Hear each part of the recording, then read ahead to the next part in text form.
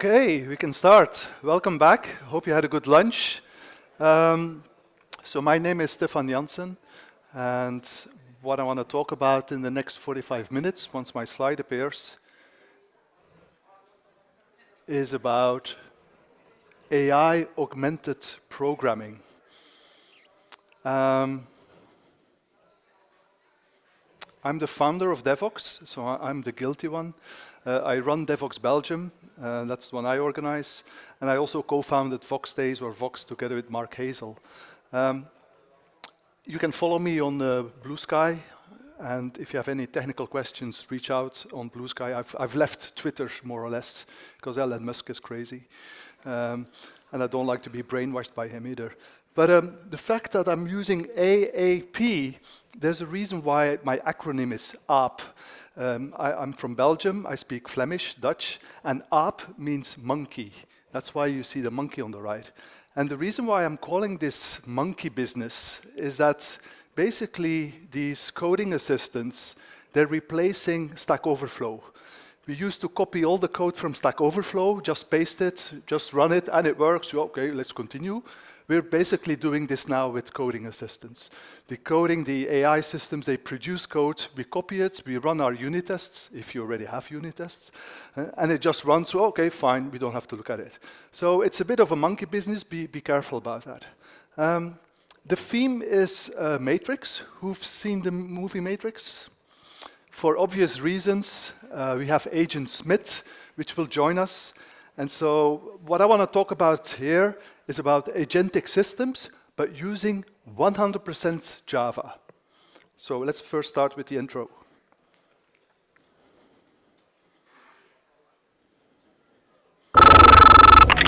I know you're out there.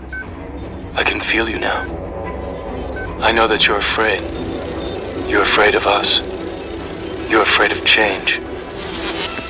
I don't know the future. I didn't come here to tell you how this is going to end. I came here to tell you how it's going to begin. I'm going to hang up this phone, and then I'm going to show these people what you don't want them to see. I'm going to show them a world without you. A world without rules and controls, without borders or boundaries. A world where anything is possible. Where we go from there is a choice I leave to you.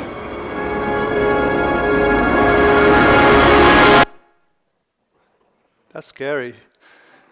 I mean, especially the sentence where they said, without you, right? I thought the keynote from Venkat was very applicable. I mean, we're not out of a job, don't worry, right? But there's a few things you will need to learn and basically adapt, and that's what I'm doing as well. So I want to set the scene first. And by the way, there's still some chairs free here. If you want to sit, that might be more comfortable. So please don't hesitate. I first want to set the scene because a lot of people, I'm really into AI. I've been doing this for like the last 2 years, specifically with large language models, but I was doing AI before as well, using just neural convolutional networks and so on for doing analysis of basketball games, which was like just a hobby. But LLM is a totally new playing field. So I want to basically first share the players. You will, if you use Gen AI or coding assistants, you need to choose which model you're going to use or which models with an S you're going to use. And these are the players. The one I use every day is Claude Sonnet 3.7 from Anthropic. That's the one I use every day for coding because it's the best one for coding last week. It changes every week. It's even worse than like with JavaScript where you have a new library every day, right? With LLMs, it's the same thing.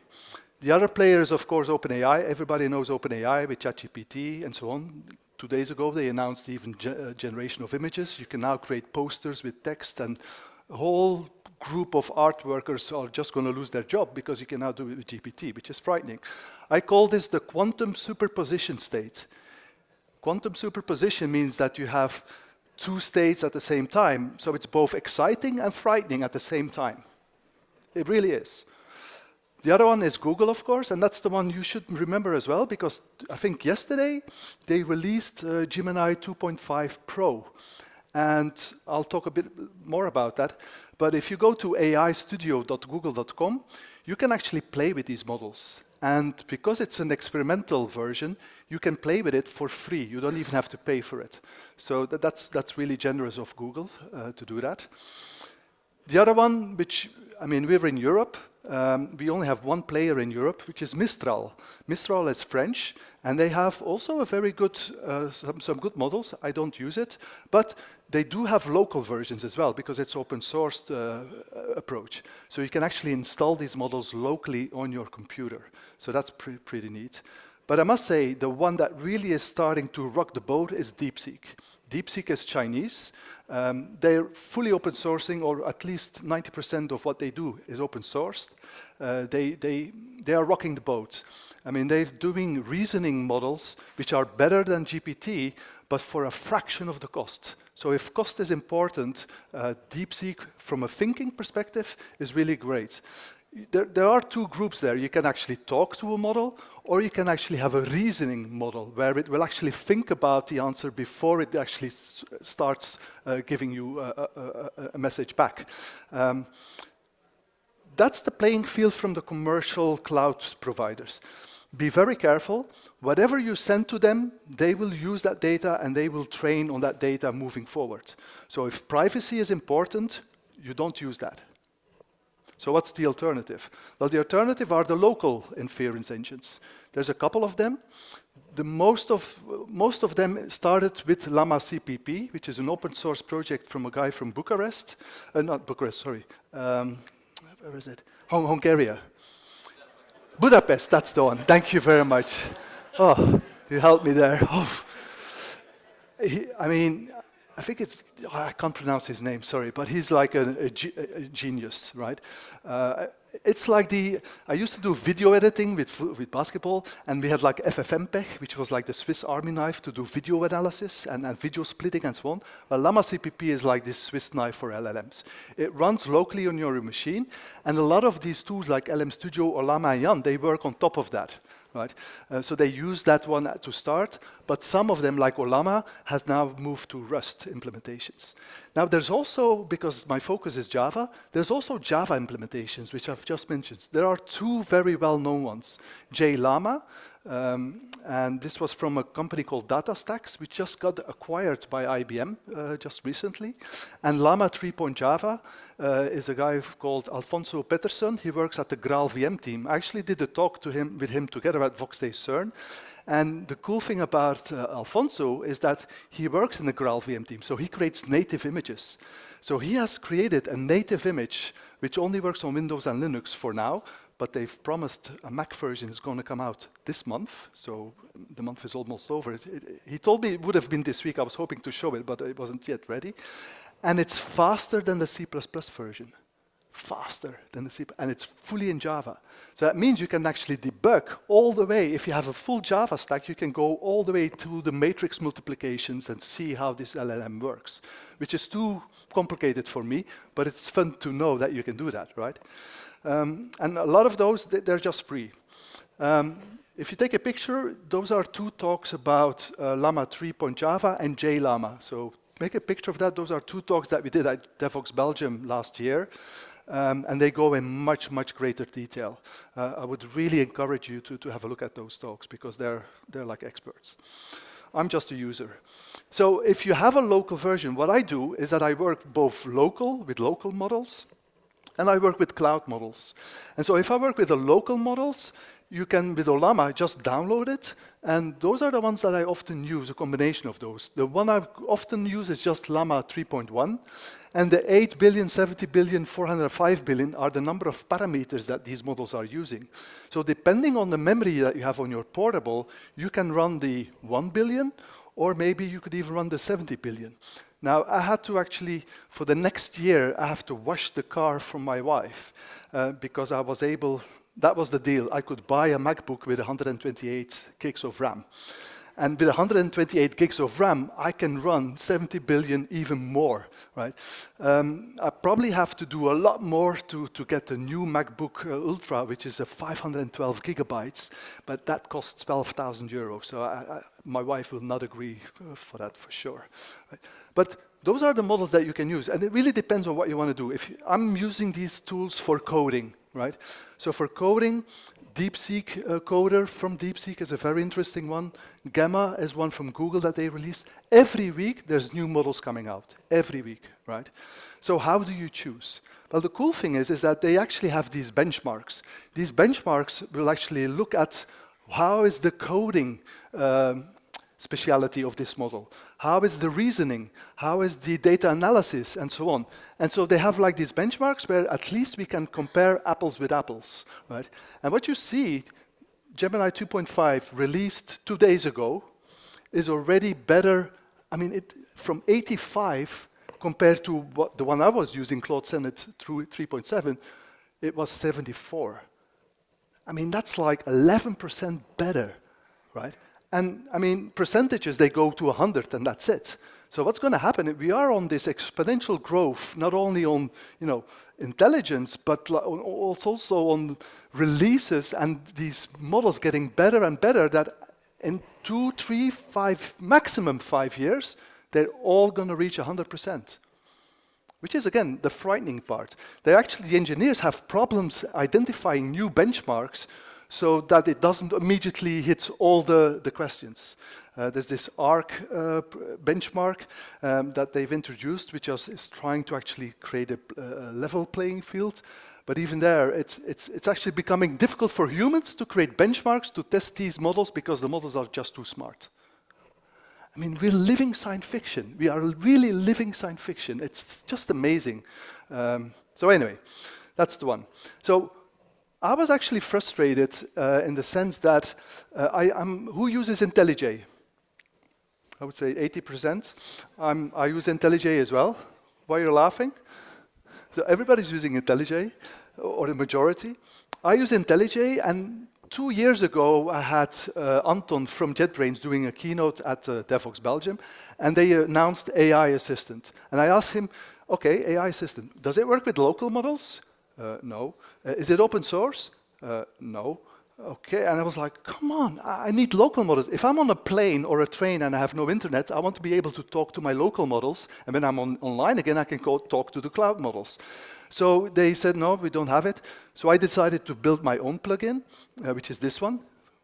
It's open source, it's free, and it works on all the IDEs from JetBrains. So if you remember one thing, try this one out, because yeah, it's getting quite a bit of traction, and I'm really excited about it. And I've built this for myself, right? Because I want to experiment with large language models and see what's possible. So this is for me, this is my playground, right? That's why it's free and open source. I want to have other people contribute. And if you look at the GitHub, we've already got 15,000 downloads. We have about an average of 100 and 150 downloads per day. So it's getting a bit of traction, which is fun. But what's more important for me is the pull requests I'm getting. So that way, it's not just one person programming the plugin, it's other people. And I have like 13 people already helping, which is great. So let's have a quick look at that and see how it works. So you just go to the marketplace, you go into plugins.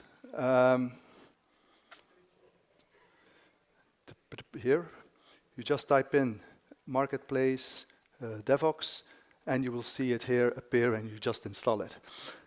So the cool thing about Devoxx Genie, as I've mentioned, is that it supports all the local models, and it supports all the cloud models.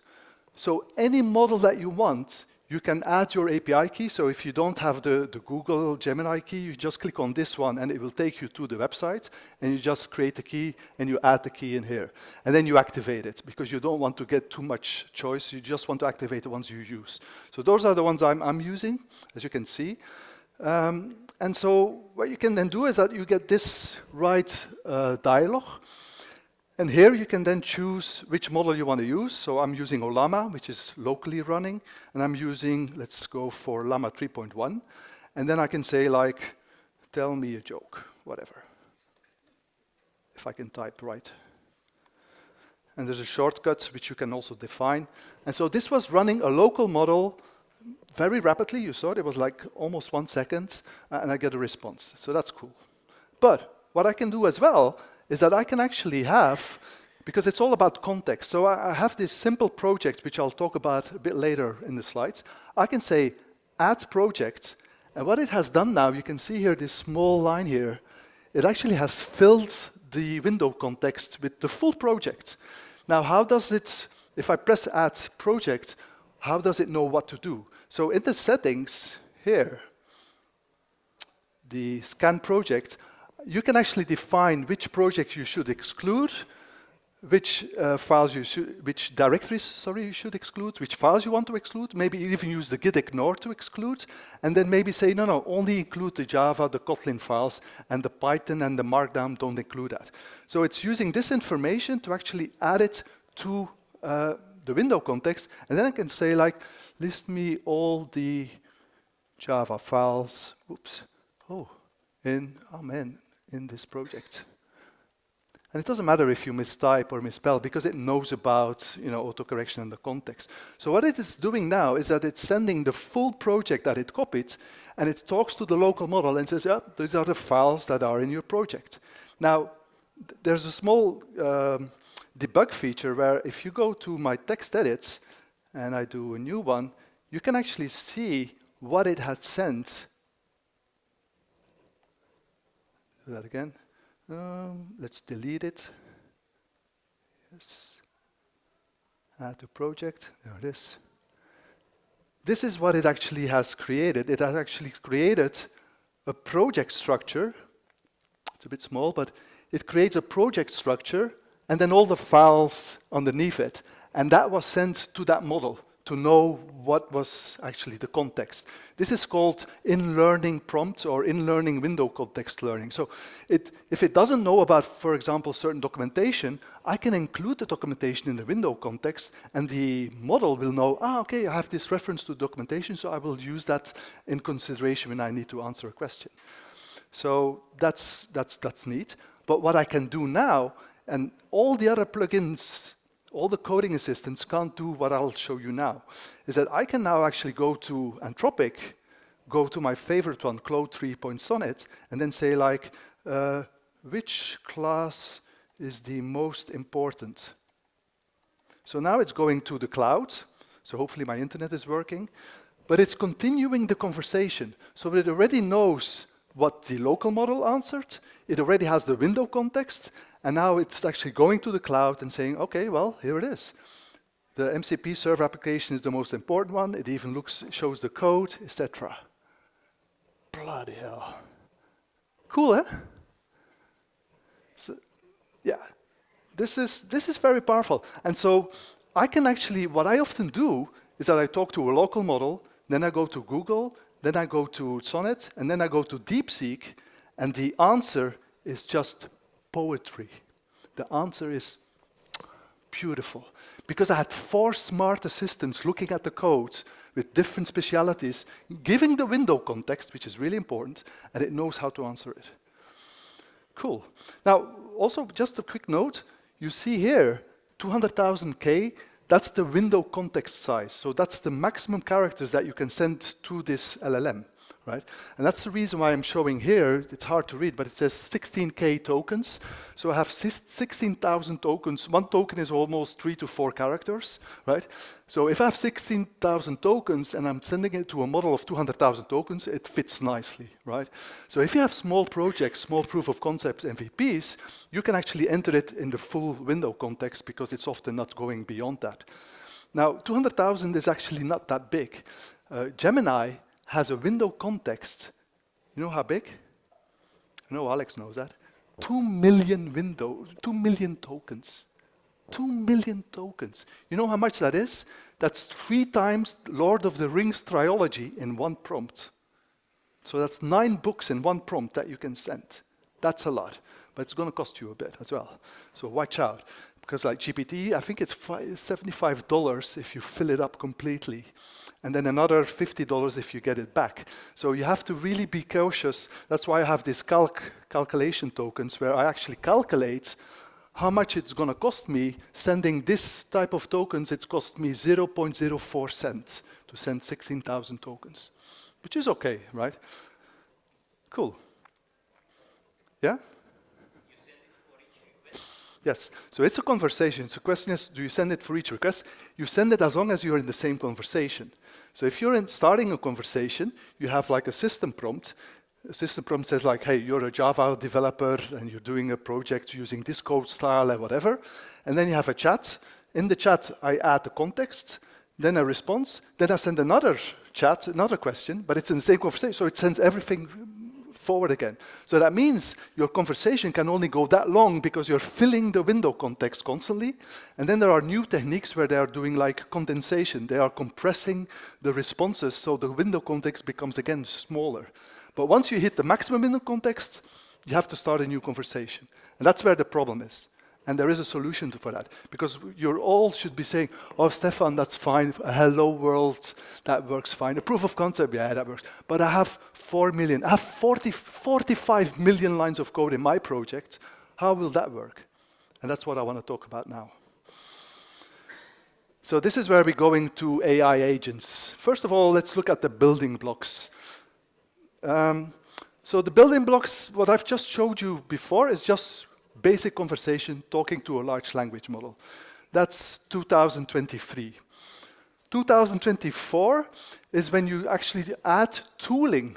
Now, tooling, how that works is that it's basically a code block, a method that you can call. So the model knows about a method, and it will actually say, okay, to get to know the weather in Paris, for example, I actually have, on my client, I have a method called getWeather. And in the request that I'm sending here to ChatGPT, I'm saying, hey, what is the weather like in Paris today? And by the way, I have a tool called getWeather, which has this description. It has this property location where I need to have a city and a country, for example, this. And this is required to the location. So I'm telling the LLM, hey, what's the weather in Paris? The LLM has no information about that because its knowledge was cut off like 6 months ago, right? So it doesn't have any real-time features. So what it will do is that it will look at available tools and then say, well, this is the tool method you need to call named getWeather, and this is the parameter you need to pass that method. And so these frameworks, like these Java frameworks, Python frameworks, will do reflection or will do some smart analysis of the response and call the getWeather with that parameter and then answer the result to the LLM, and the LLM will then say, in Paris today it's sunny, and so on. So tooling is very, very important, and this was like 2024 when these things arrived. And you can have a list of lots of methods, but these methods, just keep in mind, this method needs to be implemented in your code base. So the LLM will call that method via the framework that you're using, right? So that's one important block for AI agents. The other important block, which is starting to appear more and more, and by the way, not all models support tooling, right? So you need to select, all the cloud ones do, but like the local ones, some don't support tooling. So you need to already select a model that supports tooling. Otherwise, you can't build an AI agent, right? So that's a gotcha. The majority of the models, they support a JSON format, which 2 years ago was not the case. 2 years ago, you actually had to get the response, filter out the non-JSON text, because often it was just saying, here is the response, here's the JSON response, and then it was giving you the JSON response. But you had to get the text out with regular expressions or whatever, because it wasn't the valid JSON response. These days, most of the frontier models, they support even a JSON schema. So you can say, this is how the JSON should look like when you return a result to me. And it will actually respect it in a way that it will just return a JSON format. So that's a very important feature for supporting AI agents. ChatGPT, OpenAI, they're even going further, even Google. One of the possibilities they're doing is even structured responses. So you're not even saying JSON, you're just saying, hey, if you return something, just map it to this specific class, for example. So here, it's saying, this is an example of OpenAI, just return me a person schema and map the name and age immediately to this class, right? So again, as a developer, it becomes easier to use because I don't even have to do any marshalling or unmarshalling of JSON. I'll just get an instance of a class back. And most of them actually support this, or the frontier models. So if you look at it, for example, at OpenAI, the latest ones, they all support these type of outputs.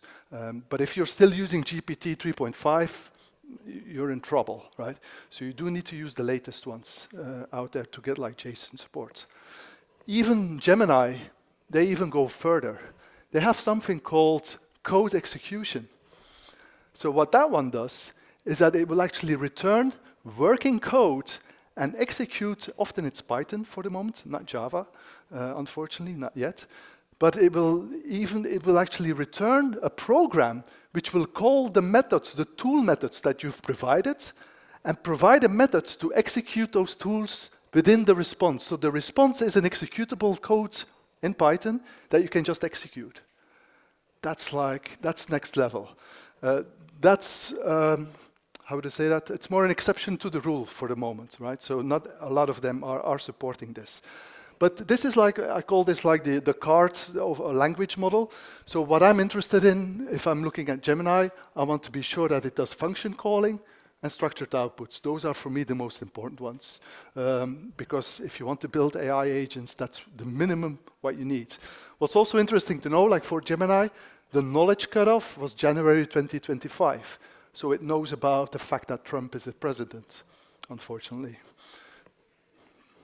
So, if we're focusing on Java, what are your options? Well, there's two options. You have LangChain4j, which is an awesome project. The core committer, or the core founder, Dimitro, actually joined Red Hat when Liz did a presentation of LangChain4j 2 years ago at Devoxx Belgium, and he's now working full-time at Red Hat for LangChain4j support. And then we have who's using Spring, a large portion of you. Spring AI is there as well, and they're copying each other. It's very similar. It's very easy to switch from one to the other. It's not that difficult. But at least you have two possibilities. If you're doing Quarkus, go LangChain4j. If you're doing Spring Boot, you definitely can do Spring AI. But LangChain4j also works in Spring Boot, so you can use both of them. And it's very, very simple. This is, I wouldn't say it's standardization, but they're all copying from each other. So the syntax of a tool looks as follows. They often use an annotation tool, then you can give it a name, and then you have a prompt, a certain description of what this is going to do. You have a method, whatever it is, execute. You can pass a parameter. I think in Spring AI it's called parameter value. In LangChain4j, this is the LangChain4j example, it's just P. And you give the description of the parameter as a text. Now, this description is very, very important, because what's going to happen is that this information is given to an LLM, and the LLM will decide based on the description, the value, and the parameter, if it's going to call that method or not. So this and this is mandatory, and the more expressive you are, the better. So if you are very expressive in defining what this tool will do, the framework will actually call the right tool for you. So this is very, very important to document it in clear text, in clear English. And oh, by the way, these models are multi-language, right? So if you want to do this in Romanian or whatever language you speak, it will most likely understand it, right? But I stick to English. So the cool thing is that was a tool. That was it. It was as simple as that. That's how you build one tool, and these methods will be called by the framework depending on what the tool provides. Now, the cool thing is that you can have a lot of tools. Like this is a prototype I built for a file system tool mechanism, where I want to actually talk to the model and try to do RAG, so retrieval augmented generation, but using the file system. So I'm providing all these different tools, a grep tool, a glop tool, an ls tool, a read file tool, write, and so on. And so these are all the tools, all described, and then I talk to an LLM, and the LLM will choose the right tools in a certain sequence, depending on what I want to achieve. All right? That's pretty neat. And so once I have this tool, I now need to create my main prompt. And this is where, for example, I have my Devoxx assistant. I define the system message. So you're an interactive CLI tool that helps users with software engineering tasks. I have two placeholders, one for the project context. You remember, like I can insert context from my project, and also the list of the tools that are available. And then here, I can chat, use a user input, have those two variables included, and then that's it. You just trigger that one via this next method, and it's as simple as that.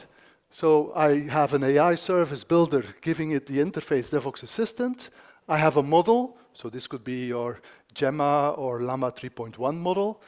I have chat memory, that's the conversation. So I have 10 chats in that conversation. Once it reaches the 10, there's different strategies. You can clear it, or you can do like a loop, and it just adds it on the top. And then I provide the different tools, so my Genie tools, and then I build it. That's it. So it's very, very simple. It's really not complicated.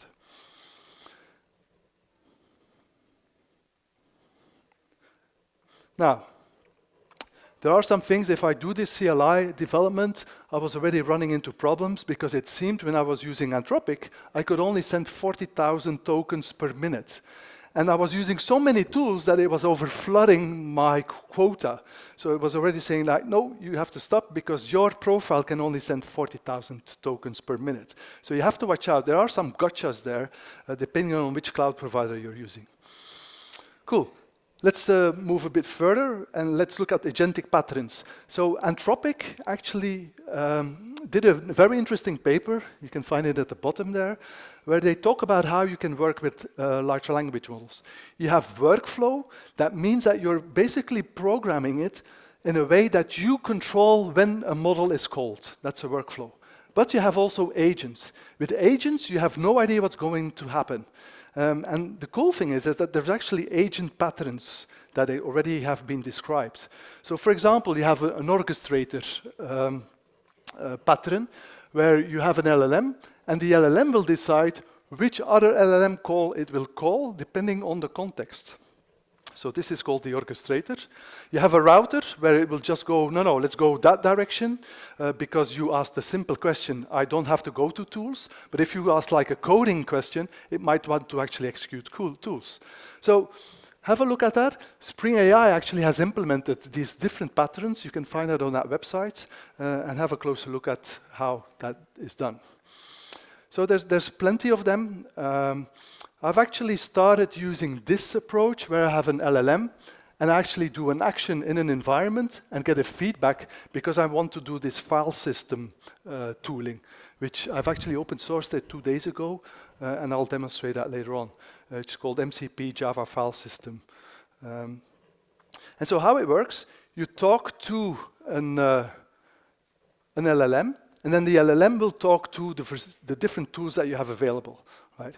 And what I really want to do is actually, I want to go agentic. I actually want to have a possibility to say, hey, I have this bug, find the bug and fix the bug for me. How the hell would you develop that? Because tooling is not sufficient. With tools alone, you will not be able to accomplish that. So I was actually thinking about it, and I've been looking at lots of other projects who already are implementing this in open source. And what they often start with is they first have, so the developer asks this question, hey, I have a bug, how do I fix it, right? And here's the project. It will actually first look at the query, and it has a router where it's saying, okay, if it's a simple question about who's the president, I can answer that. But if it's about your project, okay, I need to go to the next one. And this is often a coordinator agent. The coordinator agent will actually coordinate a planning agent. The planning agent, what that one does, is that it will use the write tool, create a markdown file with all the tasks that it needs to execute, basically on the plan, to answer that question. Then that plan will then be used by the supervisor, and the supervisor will talk to the different reporter agents, researcher agents, and coder agents, and all of those will then use tools to actually get the job done. I've already implemented all the orange parts. I'm going to be planning to implement the white blocks in the next coming months because I would love to do a cool demo at Devoxx Belgium in October. but I'm going to do this fully in Java as well. This is completely possible in Java. Right? IntelliJ is already doing this with the project Genie, but again, they're doing this in closed source, which I hate. I want to do this in open source. And the way they implement it is more or less like this. I mean, these are known patterns. This is not rocket science. You see a lot of other open source initiatives, often in Python. To be honest, the innovation is happening in Python, but eventually it does end up also in the Java ecosystem. And then, of course, the coordinator will answer whatever user question you had. So these are the possible prompts that you could use, but I'll skip that one because it's just normal text. But it's basically giving the guidelines of what each agent has as its requirements. So what's really exciting, and that's what I want to talk about in the last part, this is the cool thing of the talk, is that there is all of a sudden a standardization going on a tools perspective. And that's really cool. Anthropic actually in November 24 last year, they actually released something called MCP, Model Context Protocol. And the Model Context Protocol is a standard that only one company supports. But just yesterday evening, OpenAI has also endorsed this. So we now have Anthropic and OpenAI supporting MCP. And MCP is basically a higher level abstraction on tooling. It actually allows you to do orchestration of tools on a higher level. But the cool thing is that the tool implementation can be a local method, but it can also be remote. And the local method is not part of your source code. It could be in Java, just a jar file, and the jar file gets executed when that tool needs to be triggered. So it doesn't even have to be part of your project. And that's really, really interesting. If you remember one thing, make sure you look at Model Context Protocol, seriously. This is where look, I'm just saying this and my hair goes up because this is where innovation will happen. And I'll show you how. The cool thing is, we can do this also in Java. I'm actually in contact with both project leads in both the LangChain4j and in Spring AI. I was chatting with him. I actually merged the pull request this morning from the Spring AI guy for this project here. So just have a look at this. This is an example of how you can build Spring AI tooling using MCP. And so what I've done, because I have Devoxx Genie as my playground, last weekend, I mean, we have a lot of rain in Belgium. So if it's a rainy weekend, we don't walk the dog, I don't have to wash the car, right? That's good. So I can just continue developing. So I added MCP support in my plugin Devoxx Genie, and I can now do debugging and logging of MCP requests within the IDE, which is, it's just fun. That's really is fun. So let's have a look at that. So I'm coining a new word, which is called file system rack using MCP. And so the problem, I have a specific problem on a very large code base that I want to actually get fixed. But before we do that, there's more than one MCP clients and hosts available. The one I use every day is this one. Actually, Venkat showed it this morning as well in the keynote, which is called Claude. And Claude is a free tool from Anthropic. And the only thing you need is a $20 subscription per month. $20. And what you need to know, with this $20, you get every 5 hours 1.6 million tokens that you can burn in that 5 hours. Once the 5 hours are reached, it resets the count. So for $20, I have a value. If I would do this with an API key, it would cost me $1,300 a month. If I would use it every 5 hours, all the tokens, it would cost me $1,300, right? But if I do it with subscription, it's only $20, right? So I can use Claude, and Claude supports MCP because it's from Anthropic, which is great. So that's very important to know because that's what I'll demo. So I have a project called the Call for Papers application. The Call for Papers application is the CFP that we use for all the Vox days and Devoxx events. And it's 2.4 million lines of code. Right? So I cannot do add project to window context because it doesn't fit in that window context. It might fit in Gemini, but it's going to cost me $75 per request, and I don't want to pay that. Right? So would there be a way to actually have this problem solved? I have a bug, which was posted last week for the administrator, where he says, I'm uploading a speaker image and the query did not return a unique result and blah, blah, blah. Can we solve this using MCP? Well, let's have a try.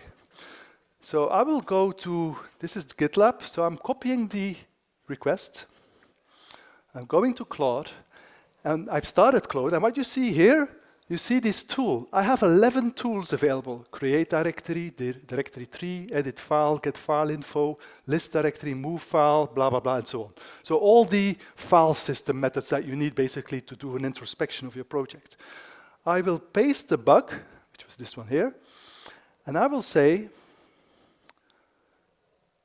whoop, that's too fast, that's unfortunate, stop.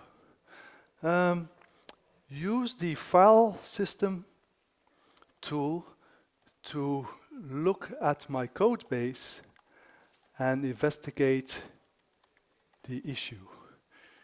You can also update my code with a fix.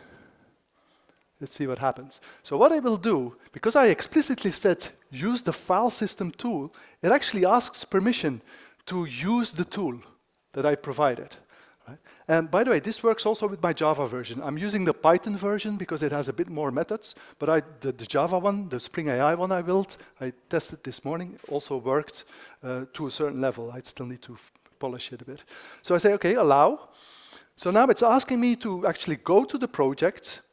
Here, you can see that here. It's going to this project where my project is located. Great, let's first have a look at the directory structure. So it's calling the directory tree tool. It's a big tool, so it probably will cut off the, you see, because it was too big. But it's finding alternatives. Okay, directory is quite large, it says. Let's take a more targeted approach. And it goes on and on. And I can tell you, because I don't have that much time left, it actually finds the bug, it actually fixes my code, and it's like, all done. And the cool thing is that I first do like allow, then I walk the dog for like 15 minutes, I come back after 15 minutes, and the issue is solved. What the fuck? And it's, I mean, come on, this is science fiction. How is that possible? And you know, I'm using Git, so I can purely see what the diff is before and after, so I can really review what it will fix. And it just works. This was not possible 4 months ago. This is possible now. And it's scary, right? And it goes on quite a bit because it's really doing analysis of my code base in real detail to actually understand. And then what I did, I'll keep it running, and I think I've got the error here, but if I go all the way down, I actually pasted the solution. Here it is.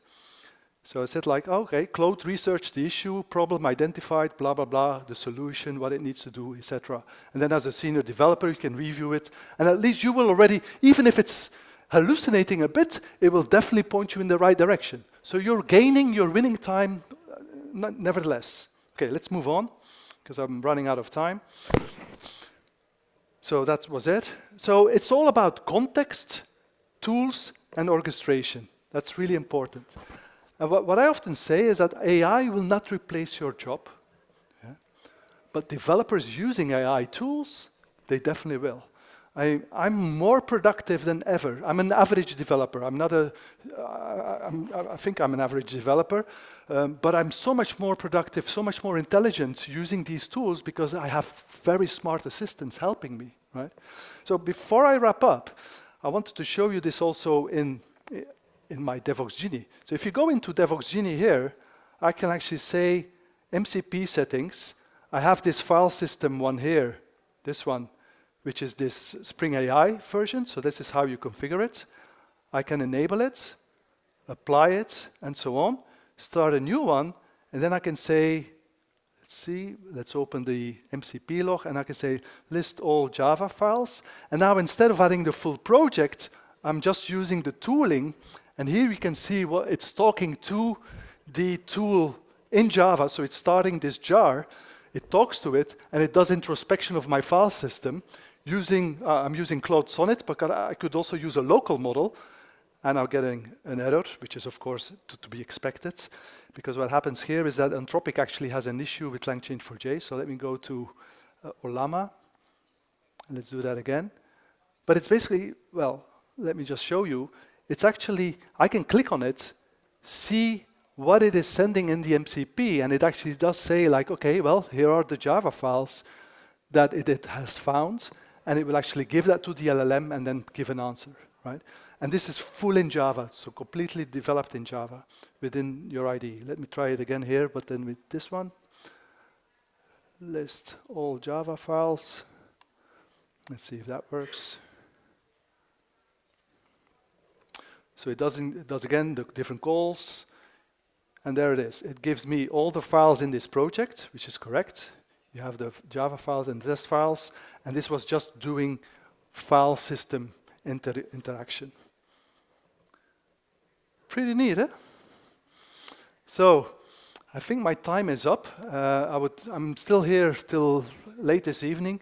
Please come to me if you have questions. I'd love to talk about this. This is really my passion, and I would say thank you for your attention.